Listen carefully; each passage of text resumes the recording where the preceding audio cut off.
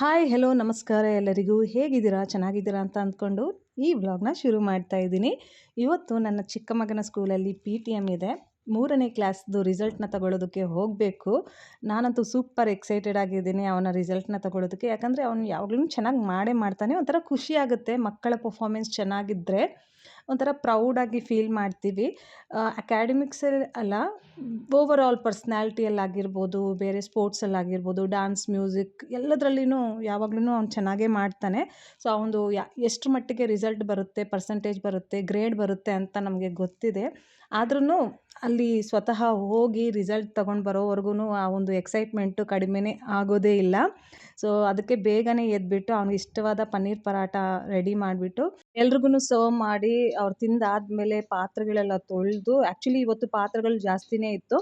ಮನೆಯಲ್ಲಿ ತುಪ್ಪ, ಪನ್ನೀರು ಇವೆಲ್ಲ ಮಾಡಿದಾಗ ಪಾತ್ರೆಗಳು ಜಾಸ್ತಿನೇ ಆಗಿಬಿಡುತ್ತೆ. ಸೊ ಅದಕ್ಕೆ ಒಂದು ಪಾತ್ರೆನೂ ಬಿಡದಿರ ಎಲ್ಲ ತೊಳೆದು ಕಿಚನೆಲ್ಲ ಕ್ಲೀನ್ ಮಾಡಿ ಬಟ್ಟೆ ಒಗೆದು ನಾನು ಸ್ನಾನ ಮಾಡಿ ರೆಡಿ ಆಗಿಬಿಟ್ಟು ಇವಾಗ ಆರಾಮಾಗಿ ಕೂತ್ಕೊಂಡು ಬ್ರೇಕ್ಫಾಸ್ಟ್ ಮಾಡಿ ನನ್ನ ಮಗನ್ನ ಕರ್ಕೊಂಡು ಸ್ಕೂಲ್ ಹತ್ರ ಹೋಗಬೇಕು ಇವಾಗ.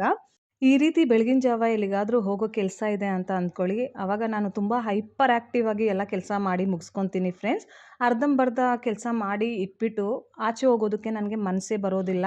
ಯಾಕಂದರೆ ಆಚೆ ಯಾವ ಕೆಲಸ ಇರುತ್ತೋ ಅದನ್ನು ಕಂಪ್ಲೀಟ್ ಮಾಡಿಕೊಂಡು ಮತ್ತೆ ನಾವು ಮನೆಗೆ ಬರಬೇಕು. ಮನೆಗೆ ಬಂದಮೇಲೆ ರಿಲ್ಯಾಕ್ಸ್ ಆಗಿ ನಾವು ಫೀಲ್ ಮಾಡಬೇಕು ಅನ್ನೋ ಒಂದು ಮೈಂಡ್ಸೆಟ್ಟಿಂದ ಎಲ್ಲವನ್ನು ಪ್ಲ್ಯಾನಿಂಗ್ ಮಾಡಿ, ಪ್ಲ್ಯಾನಿಗೆ ತಕ್ಕಂಗೆ ಕೆಲಸ ಮಾಡಿ ಮುಗಿಸ್ಕೊಂಡು ಮನೆಯಿಂದ ಹೊರಗೆ ಕಾಲಿಟ್ಟಾಗ ನಾವು ತುಂಬ ಪಾಸಿಟಿವ್ ಆಗಿ ಫೀಲ್ ಮಾಡ್ತೀವಿ. ನಾವು ಪಾಸಿಟಿವ್ ಆಗಿ ಫೀಲ್ ಮಾಡಿದಾಗ ಎಲ್ಲವನ್ನು ಎಂಜಾಯ್ ಮಾಡ್ತೀವಿ. ಚಿಕ್ಕ ಪುಟ್ಟ ವಿಷಯಗಳಲ್ಲಿ ನಾವು ಫನ್ನನ್ನು ಹುಡುಕ್ತೀವಿ. ಸೊ ಅದೇ ರೀತಿಯೇ ನನ್ನ ಪರ್ಸ್ನಾಲಿಟಿ ಫ್ರೆಂಡ್ಸ್. ಸೊ ಇವಾಗ ನನ್ನ ಮಗನ ಸ್ಕೂಲ್ಗೆ ಹೋಗ್ತಾ ಇದ್ದೀನಿ, ಅದನ್ನು PTM ಅಟೆಂಡ್ ಮಾಡೋದಕ್ಕೆ. ಬಟ್ ನನಗೆ ಮಾತ್ರ ಏನೋ ಒಂದು ಸೆಲೆಬ್ರೇಷನ್ ಮಾಡೋದಕ್ಕೆ ಹೋಗ್ತಾ ಇದ್ದೀವಿ ಅನ್ನೋ ಥರ ಫೀಲ್ ಇರುತ್ತೆ. ಪೇರೆಂಟ್ಸ್ ಟೀಚರ್ ಮೀಟಿಂಗ್ ಅಂತ ಬಂದಾಗ ಸ್ಕೂಲ್ಗೆ ಹೋಗ್ಬಿಟ್ಟು ಟೀಚರ್ ಹತ್ರ ಮಾತಾಡಿಬಿಟ್ಟು ಮಗ ಹೇಗೆ ಮಾಡ್ತಾ ಇದ್ದಾನೆ, ಅವನ ಅಕಾಡೆಮಿಕ್ಸಲ್ಲಿ ಹೇಗಿದ್ದಾನೆ ಅದನ್ನು ಮಾತ್ರ ಡಿಸ್ಕಸ್ ಮಾಡಿಬಿಟ್ಟು ಬರಲ್ಲ. ಓವರಾಲ್ ಆಗಿ ಎಲ್ಲವನ್ನೂ ಎಂಜಾಯ್ ಮಾಡ್ತೀವಿ. ಇವಾಗ ಸ್ಕೂಲ್ ಒಳಗಡೆ ಕಾಲಿಡೋದಕ್ಕಿಂತ ಮುಂಚೆ ಸ್ಕೂಲಲ್ಲಿ ನಾವು ನೋಡ್ತೀವಿ, ವಾವ್ ಎಷ್ಟು ಚೆನ್ನಾಗಿದೆ ನೋಡು, ನಾವಂತೂ ಸ್ಕೂಲಲ್ಲಿ ಓದಿಲ್ಲ, ಈ ಥರದ ಸ್ಕೂಲಲ್ಲಿ ಓದಿಲ್ಲ, ನನ್ನ ಮಕ್ಕಳನ್ನ ಓದಿಸ್ತಾ ಇದ್ದೀವಿ, ಎಷ್ಟು ಪ್ರೌಡ್ ಮೂಮೆಂಟ್ ಅಲ್ವಾ ಅನ್ನೋ ಒಂದು ಫೀಲಿಂಗ್ ಬರುತ್ತೆ. ಇಲ್ಲಿ ಡಿಫ್ರೆಂಟ್ ಪೇರೆಂಟ್ಸ್ನ ನೋಡಿದಾಗ ಅವರಲ್ಲಿ ಕೆಲವರು ತುಂಬ ಸಾಹುಕಾರರಿರ್ತಾರೆ, ತುಂಬ ಎಜುಕೇಟೆಡ್ ಇರ್ತಾರೆ. ನೋಡಿ ಇವ್ರ ಜೊತೆ ನಮ್ಮ ಮಕ್ಕಳನ್ನ ನಾವು ಓದಿಸ್ತಾ ಇದ್ದೀವಿ, ತುಂಬ ಗ್ರೇಟ್ ಅಲ್ವಾ, ನಾವು ಗೌರ್ಮೆಂಟ್ ಸ್ಕೂಲಲ್ಲಿ ಓದ್ಬಿಟ್ಟು ಸಹ ಮಕ್ಕಳಿಗೆ ನಾವು ಯಾವುದ್ರಲ್ಲಿನೂ ಕೊರತೆ ಮಾಡ್ತಿಲ್ಲ, ಒಂದು ಸ್ಟ್ಯಾಂಡರ್ಡನ್ನ ಮೇಂಟೈನ್ ಮಾಡ್ತಾ ಇದ್ದೀವಿ ಅನ್ನೋ ಒಂದು ಪ್ರೌಡ್ ಫೀಲಿಂಗ್ ಬರುತ್ತೆ ಫ್ರೆಂಡ್ಸ್. ಅದೂ ನಮಗೆ ಒಂದು ಸೆಲೆಬ್ರೇಷನ್ ಥರಾನೇ. ಬರೀ ಮಕ್ಕಳು ಸ್ಕೂಲಲ್ಲಿ ಏನು ಎಷ್ಟು ಮಟ್ಟಿಗೆ ಓದ್ತಾ ಇದ್ದಾರೋ ಅದು ಸೆಕೆಂಡ್ರಿ ನಮಗೆ. ನಾವು ಏನು ಮಾಡ್ತಾ ಇದ್ದೀವಿ ಆ್ಯಸ್ ಎ ಪೇರೆಂಟ್ಸ್ ಅದು ನಮಗೆ ಪ್ರೈಮರಿ ಅಂತ ಹೇಳೋದಕ್ಕೆ ಇಷ್ಟಪಡ್ತೀನಿ. ನಮ್ಮ ಬಗ್ಗೆ ನಮಗೆ ತುಂಬ ಪ್ರೌಡ್ ಇದೆ ಫ್ರೆಂಡ್ಸ್. ನಮಗೆ ಯಾರು ಹೆಲ್ಪ್ ಇಲ್ದಿರ ನಾವು ಸ್ವತಃ ಇಂಡಿಪೆಂಡೆಂಟಾಗಿ ಡಿಸಿಷನ್ಸ್ನ ತಗೊಂಡು, ನಾನು ಗೃಹಿಣಿಯಾಗಿ ಮನೇಲಿದ್ಕೊಂಡು ನಮ್ಮ ಯಜಮಾನ್ರು ಒಬ್ಬರ ಸಂಪಾದನೆಯಿಂದ ಎಲ್ಲವನ್ನು ಹೇಗೆ ಮ್ಯಾನೇಜ್ ಮಾಡ್ತಾ ಇದ್ದೀವಿ ಅಂತ ನಮಗೆ ಮಾತ್ರನೇ ಗೊತ್ತಿದೆ ಫ್ರೆಂಡ್ಸ್. ಅದು ಎಲ್ರಿಗೂ ಸಾಧ್ಯ ಆಗೋದಿಲ್ಲ. ಬುದ್ಧಿವಂತಿಕೆ ಇದ್ದರೆ ಮಾತ್ರವೇ ಸಾಧ್ಯ ಆಗೋದು. ಸೊ ಆ ಒಂದು ದೇವರ ಕೃಪೆ ನಮ್ಮ ಮೇಲೆ ಇದೆ. ಆ ಒಂದು ಒಳ್ಳೆ ಬುದ್ಧಿನ ನಮಗೆ ಕೊಟ್ಟಿದ್ದಾರೆ. ಸೊ ಅದಕ್ಕೆ ತುಂಬ ಪ್ರೌಡ್ ಫೀಲ್ ಮಾಡ್ತೀವಿ. ಟೀಚರ್ಸ್ ಅವ್ರ ಕೆಲಸ ಅವ್ರು ಮಾಡ್ತಾರೆ, ಮಕ್ಕಳೂ ಅವ್ರ ಕೆಲಸ ಏಜಿಗೆ ತಕ್ಕಂಗೆ ಮಾಡ್ತಾರೆ. ಬೇರೆಯವ್ರ ಮಕ್ಳ ಥರನೇ ನಮ್ಮ ಮಕ್ಳು ಇರಬೇಕಂದ್ರೆ ಸಾಧ್ಯ ಆಗೋದಿಲ್ಲ. ಬಟ್ ನಾವು ಆ್ಯಸ್ ಎ ಪೇರೆಂಟ್ಸ್ ಆಗಿಬಿಟ್ಟು ಮಕ್ಕಳಿಗೆ ಯಾವ ರೀತಿ ಗೈಡ್ ಮಾಡ್ತೀವಿ, ಅಕಾಡೆಮಿಕ್ಸಲ್ಲಿ ಚೆನ್ನಾಗಿ ಬಂದ್ರೂ ಬರದೇ ಇದ್ರೂ, ಸ್ಪೋರ್ಟ್ಸಲ್ಲಿ ಇದ್ರೂ ಇಲ್ಲದೇ ಇದ್ರೂ ನಾವು ಎಷ್ಟು ಪಾಸಿಟಿವ್ ಆಗಿ ಮೈಂಡ್ಸೆಟ್ನ ಇಟ್ಕೊಂಡು ಮಕ್ಕಳ ಜೊತೆ ಯಾವ ರೀತಿ ಬಿಹೇವ್ ಮಾಡ್ತೀವಿ, ಬೇರೆಯವ್ರ ಜೊತೆ ಕಂಪ್ಯಾರಿಸನ್ ಮಾಡ್ದಿರ ಮಕ್ಕಳ ಜೀವನವನ್ನು ಇಂಡಿಪೆಂಡೆಂಟಾಗಿ ರೂಪಿಸ್ಕೊಳ್ಳೋದಕ್ಕೆ ಹೇಗೆ ಪ್ರೋತ್ಸಾಹ ಮಾಡ್ತೀವಿ ಅನ್ನೋದು ನಮ್ಮ ಮೇಲೆ ಡಿಪೆಂಡ್ ಆಗಿರುತ್ತೆ. ಎಲ್ಲನೂ ಟೀಚರ್ಸ್ ಮೇಲೆ ಡಿಪೆಂಡ್ ಆಗಿರಲ್ಲ. ತುಂಬ ಪೇರೆಂಟ್ಸ್ನ ನಾನು ನೋಡಿದ್ದೀನಿ, ಹೈ ಲೆವೆಲ್ ಎಕ್ಸ್ಪೆಕ್ಟೇಷನ್ಸ್ ಇಟ್ಕೊಂಡು ಟೀಚರ್ಸ್ ಮೇಲೆ ಕಂಪ್ಲೇಂಟ್ ಮಾಡ್ತಾನೆ ಇರ್ತಾರೆ, ಸ್ಕೂಲ್ ಮೇಲೆ ಕಂಪ್ಲೇಂಟ್ ಮಾಡ್ತಾನೆ ಇರ್ತಾರೆ. ಆ್ಯಸ್ ಎ ಪೇರೆಂಟ್ಸ್ ಆಗಿಬಿಟ್ಟು ಅವ್ರು ಏನು ಮಾಡ್ತಾ ಇದ್ದಾರೆ ಅನ್ನೋದು ಅವ್ರಿಗೆ ಗೊತ್ತಾಗಲ್ಲ. ನಾವು ಫೀಸ್ ಪೇ ಮಾಡ್ತಾ ಇದ್ದೀವಿ, ಕಡಿಮೆ ಮಾರ್ಕ್ಸ್ ಬಂದರೆ ಟೀಚರ್ಸ್ದೇ ಪ್ರಾಬ್ಲಮ್ಮು, ಮಕ್ಕಳದ್ದೇನು ಪ್ರಾಬ್ಲಮ್ ಇಲ್ಲ, ಆ ಥರ ಈ ಥರ ತುಂಬ ಕಂಪ್ಲೇಂಟ್ಸ್ ಮಾಡ್ತಾರೆ. ಬಟ್ ನಾವು ಆ ಥರ ಇಲ್ಲ friends. We are totally different. ನಮಗೆ ನಮ್ಮ ಮೇಲೆ ತುಂಬ ಪ್ರೌಡ್ ಇದೆ. ನಮ್ಮ ಮಕ್ಕಳ ಏಜಲ್ಲಿ ನಾವು ಯಾವ ರೀತಿ ಬೆಳೆದಿದ್ದೀವಿ, ನಮಗೆ ಯಾವ ರೀತಿಯ ಅನುಕೂಲಗಳು ನಮ್ಮ ತಂದೆ ತಾಯಿ ಮಾಡಿಕೊಟ್ಟಿದ್ರು, ಯಾವ ರೀತಿ ಎಜುಕೇಷನ್ನ ಅವ್ರು ಕೊಟ್ಟಿದ್ರು, ಆದ್ರೂ ಇವಾಗ ಈ ಒಂದು ಸ್ಟೇಜಲ್ಲಿ ನಾವು ಒಂದು ಕಾನ್ಫಿಡೆನ್ಸಿಂದ ಲೈಫ್ನ ಲೀಡ್ ಮಾಡ್ತಾ ಇದ್ದೀವಿ. ಒಳ್ಳೆ ಸ್ಕಿಲ್ಸ್ನ ನಾವು ಎನ್ಹಾನ್ಸ್ ಮಾಡಿಕೊಂಡು ಕಾಲಕ್ಕೆ ತಕ್ಕಂಗೆ ಜೀವನನ ನಡೆಸ್ತಾ ಇದ್ದೀವಿ. ಇದು ನಮ್ಮ ಎಜುಕೇಷನಿಂದ ನಮಗೆ ಸಿಕ್ಕಿರೋದಲ್ಲ, ಇದು ನಮ್ಮ ಎಕ್ಸ್ಪೀರಿಯನ್ಸ್ಗಳಿಂದ ಸಿಕ್ಕಿರೋ ಒಂದು ಲೈಫ್ ಅಂತಲೇ ಹೇಳೋದಕ್ಕೆ ಇಷ್ಟಪಡ್ತೀನಿ. ಸೊ ಅದಕ್ಕೆ ನಾವು ಮಕ್ಕಳ ಅಕಾಡೆಮಿಕ್ಸಲ್ಲಿ ಚೆನ್ನಾಗಿ ಬಂದ್ರೂ, ಸ್ವಲ್ಪ ಆವ್ರೇಜ್ ಬಂದ್ರೂ it's okay, no problem. Overall ಆಗಿ ಅವರು ಹ್ಯಾಪಿಯಾಗಿರಬೇಕು, ಹೆಲ್ದಿಯಾಗಿರಬೇಕು, ಒಂದು ಡಿಸಿಪ್ಲಿನ್ ಲೈಫ್‌ನ ತಮ್ಮದಾಗಿಸ್ಕೊಳ್ಬೇಕು. ಅದಕ್ಕೆ ತಕ್ಕಂಗೆ ನಾವು ಪ್ರಯತ್ನ ಪಡ್ತಾ ಇದ್ದೀವಿ. ಆಸ್ ಎ ಪೇರೆಂಟ್ಸ್ ಆಗಿ ಮಕ್ಕಳಿಗೆ ಗೈಡ್ ಮಾಡ್ತಾ ಇದ್ದೀವಿ. ಎಲ್ಲವನ್ನು ಟ್ರಾನ್ಸ್ಪರೆಂಟ್ ಆಗಿ ಮಕ್ಕಳ ಜೊತೆ ಮಾತಾಡ್ತೀವಿ. ಅವರ ಒಂದು ಒಪಿನಿಯನ್ನು ಸಹ ನಾವು ಮನಸ್ಸು ಬಿಚ್ಚಿ ಕೇಳ್ತೀವಿ. ಎಲ್ಲನೂ ಟೀಚರ್ಸ್ ಮೇಲೇನೆ ಡಿಪೆಂಡ್ ಆಗೋದಿಲ್ಲ. ಆಸ್ ಎ ಪೇರೆಂಟ್ಸ್ ಆಗಿಬಿಟ್ಟು ನಾವು ಮಕ್ಕಳ ಜೊತೆ ಯಾವ ರೀತಿ ಬೆಳೀತಿದ್ದೀವಿ, ಮಕ್ಕಳ ಜೊತೆ ನಾವೂ ಬೆಳಿತೀವಿ ಫ್ರೆಂಡ್ಸ್. ಸೊ ಅದನ್ನು ಮೈಂಡಲ್ಲಿ ಇಟ್ಕೊಳ್ಳಿ. ಸೊ ಅವ್ರ ಜೊತೆ ನಾವು ಹೇಗೆ ಬೆಳೀತಾ ಇದ್ದೀವಿ ಅನ್ನೋದು ತುಂಬ ಮ್ಯಾಟರ್ ಆಗುತ್ತೆ. ಈ ಒಂದು ಜನ್ರೇಷನಲ್ಲಿ ನಮ್ಮ ಹತ್ರ ಎಷ್ಟು ದುಡ್ಡಿದೆ ಅನ್ನೋದಕ್ಕಿಂತ ನಾವು ಹೇಗೆ ಲೈಫ್ನ ಲೀಡ್ ಮಾಡ್ತಾ ಇದ್ದೀವಿ ಅನ್ನೋದು ತುಂಬ ಮುಖ್ಯವಾಗಿರುತ್ತೆ. ಬಹಳಷ್ಟು ಜನರ ಹತ್ರ ನಾನು ನೋಡಿದ್ದೀನಿ ಫ್ರೆಂಡ್ಸ್, ತುಂಬ ದುಡ್ಡಿರುತ್ತೆ, ಅವ್ರಿಗೆ ಜೀವನ ನಡೆಸೋ ವಿಧಾನವೇ ಗೊತ್ತಿರಲ್ಲ. ಸುಮ್ಮನೆ ದುಡ್ಡನ್ನು ಬ್ಯಾಂಕಲ್ಲಿ ಇಟ್ಕೊಂಡು ಏನು ಇಲ್ಲದೆ ಇರೋರ ಥರ ಇರ್ತಾರೆ. ಒಳ್ಳೆಯ ಬಟ್ಟೆ ಉಡೋದಿಲ್ಲ, ಒಳ್ಳೆಯ ಊಟವನ್ನು ಮಾಡುವುದಿಲ್ಲ, ಎಲ್ಲಿಗೂ ಹೋಗೋದೂ ಇಲ್ಲ, ಯಾರನ್ನು ಮನೆಗೂ ಕರೆಯೋದು ಇಲ್ಲ. ಬರೀ ದುಡ್ಡನ್ನು ಸೇವ್ ಮಾಡಿಟ್ಟಿರಬೇಕು. ಅದು ಯಾಕೆ ಅಂತ ಅಂದರೆ, ಫ್ಯೂಚರಲ್ಲಿ ನಮಗೇನಾದರೂ ಆರೋಗ್ಯ ಕೆಟ್ಟೋದ್ರೆ ಆ ಒಂದು ದುಡ್ಡಿನಿಂದ ಟ್ರೀಟ್ಮೆಂಟ್ ತಗೋಬೇಕು ಅನ್ನೋ ಒಂದು ಮೆಂಟಾಲಿಟಿಯಿಂದ ಇದ್ದಾಗ ಸ್ವತಃ ನಾವೇ ಅನಾರೋಗ್ಯವನ್ನು ವೆಲ್ಕಮ್ ಮಾಡ್ದಂಗೆ ಆಗುತ್ತೆ. ಈಗ ಪ್ರೆಸೆಂಟ್ ಲೈಫ್ ಬಗ್ಗೆ ಯೋಚನೆ ಮಾಡದೆ ಫ್ಯೂಚರ್ ಹೆಲ್ತ್ ಬಗ್ಗೆ ಯೋಚನೆ ಮಾಡೋದು ತುಂಬ ಅಂದರೆ ತುಂಬ ದಡ್ಡತನ ಅಂತ ನನ್ನ ಒಂದು ಅನಿಸಿಕೆ. ನಿಮ್ಮಲ್ಲಿ ಯಾರಿಗಾದ್ರೂ ಬೇರೆ ಅನಿಸಿಕೆ ಇದ್ದರೆ ಪ್ಲೀಸ್ ಕಾಮೆಂಟ್ ಮೂಲಕ ತಿಳಿಸಿ. ನಾನು ಅಬ್ಸರ್ವ್ ಮಾಡ್ದಂಗೆ ಬಹಳಷ್ಟು ಜನರ ಮೆಂಟಾಲಿಟಿ ಇದೇ ರೀತಿಯೇ ಇರುತ್ತೆ. ಪ್ರೆಸೆಂಟ್ ಜೀವನದ ಕಡೆ ಗಮನ ಕೊಡದೆ ಫ್ಯೂಚರ್ ಅನಾರೋಗ್ಯದ ಕಡೆ ಗಮನವನ್ನು ಕೊಟ್ಬಿಟ್ಟು ಬ್ಯಾಂಕಲ್ಲಿ ಸೇವಿಂಗ್ಸ್ನ ಮಾಡ್ತಾರೆ. ಸೊ ಮಕ್ಕಳಿಗೆ ಆಗಿರ್ಬೋದು, ಇಲ್ಲಾಂದರೆ ಸ್ವತಃ ತಮ್ಮ ಪರ್ಸ್ನಲ್ ಡೆವಲಪ್ಮೆಂಟ್ಗೆ ಆಗಿರ್ಬೋದು, ಇಲ್ಲಾಂದರೆ ಸ್ಕಿಲ್ಸ್ ಎನ್ಹಾನ್ಸ್ಮೆಂಟ್ಗೆ ಆಗಿರ್ಬೋದು, ಒಂದು ಒಳ್ಳೆಯ ಆರೋಗ್ಯ ಇವಾಗ ಪಡೆಯುವುದಕ್ಕೆ ದುಡ್ಡನ್ನು ಇನ್ವೆಸ್ಟ್ ಮಾಡೋದೇ ಇಲ್ಲ, ಎಕ್ಸಸೈಸ್ ಮಾಡೋದೇ ಇಲ್ಲ, ಒಳ್ಳೆಯ ಆಹಾರ ತಿನ್ನೋದಿಲ್ಲ. ಬರೀ ಮನೇಲಿ ಕುತ್ಕೊಂಡು ಫ್ಯೂಚರ್ ಬಗ್ಗೆನೇ ಯೋಚನೆ ಮಾಡ್ತಾ ಇದ್ದರೆ ಜೀವನವಂತೂ ನೆಗೆಟಿವ್ ಆಗಿ ಕನ್ವರ್ಟ್ ಆಗಿಬಿಡುತ್ತೆ.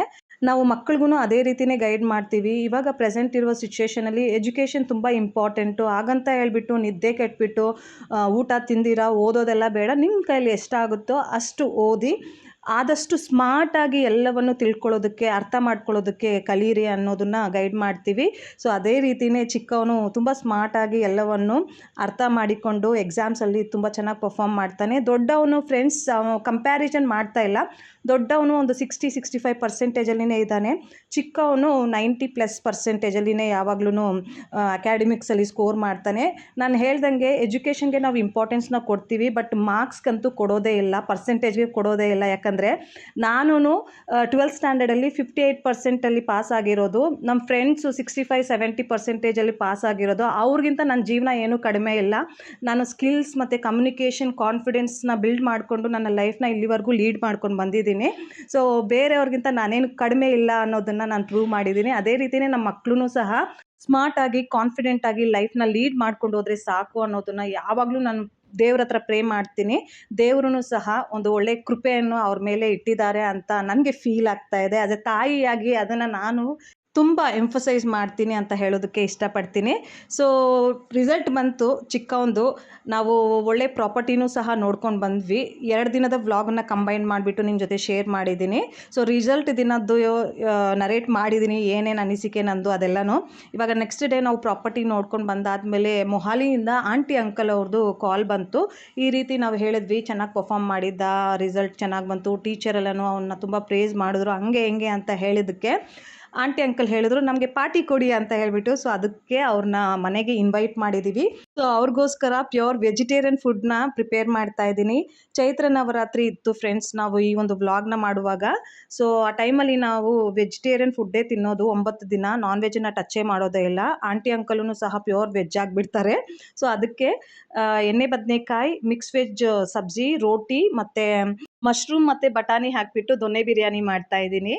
ನಮ್ಮ ಸೌತ್ ಕಡೆ ತುಂಬ ಡಿಫ್ರೆಂಟ್ ಮಸಾಲೆಗಳನ್ನ ಯೂಸ್ ಮಾಡಿ ಪುಲಾವ್, ಬಿರಿಯಾನಿ ಮಾಡ್ಕೊತಾ ಇರ್ತೀವಿ. ಬಟ್ ನಾರ್ತ್ ಕಡೆ ಅಷ್ಟು ಅವ್ರಿಗೆ ನಾಲೆಜ್ ಇಲ್ಲ. ಬರೀ ಮಾಡಿದ್ರೆ ಸಿಂಪಲ್ಲಾಗಿ ಪುಲಾವ್ ಮಾಡ್ತಾರೆ. ಬಿರಿಯಾನಿಸೂ ಸಹ ಡಿಫ್ರೆಂಟ್ ವೆರೈಟೀಸ್ ಮಾಡೋದೇ ಇಲ್ಲ. ನನಗೆ ಗೊತ್ತಿರೋ ಹಂಗೆ ಫ್ರೆಂಡ್ಸ್, ನನ್ನ ಒಂದು ರಿಲೇಟಿವ್ಸಲ್ಲಿ ನಾನು ನೋಡ್ದಂಗೆ ಸಿಂಪಲ್ಲಾಗಿ ಪುಲಾವ್ ಮಾಡ್ಕೊತಾರೆ. ನಮ್ಮ ಸೌತ್ ಇಂಡಿಯನ್ಸ್ ಥರ ವೆರೈಟಿ ರೈಸ್ ಐಟಮ್ಸ್ನ ಮಾಡೋದಕ್ಕೆ ಅವ್ರಿಗೆ ಬರೋದೇ ಇಲ್ಲ. ಸೊ ಆದ್ದರಿಂದ ಸ್ವಲ್ಪ ಡಿಫ್ರೆಂಟ್ ಆಗಿರಲಿ ಅಂತ ಹೇಳಿಬಿಟ್ಟು ಬಟಾಣಿ, ಮಶ್ರೂಮ್ ಹಾಕಿ ದೊಣ್ಣೆ ಬಿರಿಯಾನಿದು ಫ್ಲೇವರ್ ಕೊಟ್ಟು ರೈಸ್ ಐಟಮ್ನ ಮಾಡ್ತಾ ಇದ್ದೀನಿ.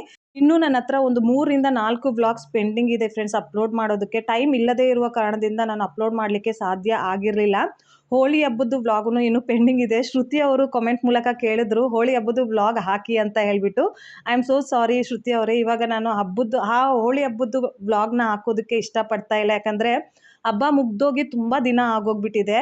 ಇವಾಗ ನಾನು ಆ ಒಂದು ವ್ಲಾಗ್ನ ಶೇರ್ ಮಾಡಿದ್ರೂ ಅಷ್ಟು ರೀಚ್ ಸಿಗೋದೇ ಇಲ್ಲ. ಸೊ ಆದ್ದರಿಂದ ಮಿನಿ ವ್ಲಾಗಲ್ಲಿ ನಾನು ಎಷ್ಟು ತೋರಿಸಿದ್ನೋ ಅಷ್ಟರಲ್ಲೇ ನೀವು ಅರ್ಥ ಮಾಡ್ಕೊಳ್ಳಿ. ತುಂಬ ಚೆನ್ನಾಗಿ ನಾವು ಹಬ್ಬನ ಸೆಲೆಬ್ರೇಟ್ ಮಾಡಿದ್ವಿ. ನಮ್ಮ ಹಳೆ ಓನರ್ ಅವ್ರ ಮನೆಗೆ ಹೋಗ್ಬಿಟ್ಟು ಪ್ರತಿ ವರ್ಷದ ಥರನೇ ಈ ವರ್ಷವೂ ಸಹ ಸಖತ್ತಾಗಿ ಕುಣಿದಾಡಿದ್ವಿ.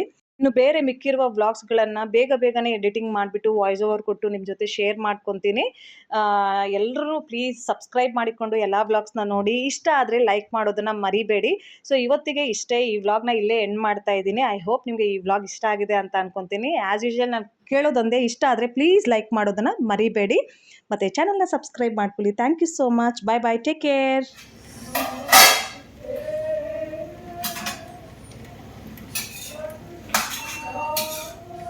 देखियो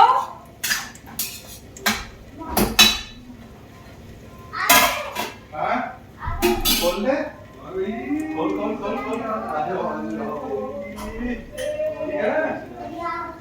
और शशिकाल आज तो मतलब हम धन्यवाद हो गए हैं ठीक है। और आपको याद करते नहीं है आपको पहले कौन सी उसमें